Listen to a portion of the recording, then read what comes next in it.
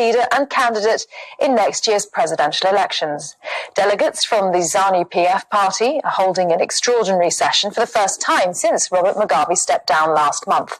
Shinga is in Harare, and earlier she gave me this assessment. There are no surprises there. He's already the head of state, and last month the Central Committee had already appointed him as the party leader.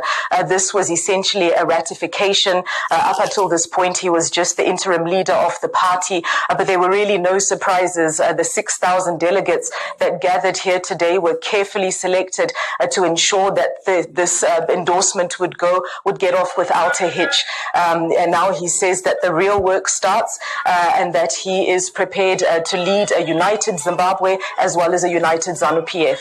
How much faith do people have that elections next year will be free and fair? Zimbabweans aren't sure at this point. Mr. Mnangagwa has repeatedly said in various speeches over the last month that he intends, or that he aims, that these elections would be credible, that they'd be transparent, and that this is an ethos of ZANU-PF. But we know in the past this hasn't always been the case. Most of the elections that were ran under President Robert Mugabe were contested. The opposition has its own set of demands. They want to see reforms to the Electoral Commission.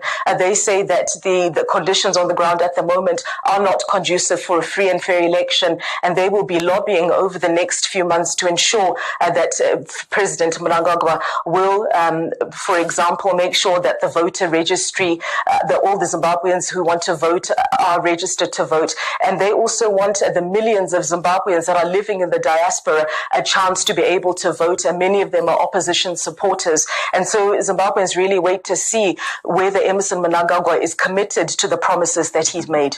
And Shingai, as far as the former President Mugabe's wife Grace is concerned, what is going to happen at this Congress regarding her?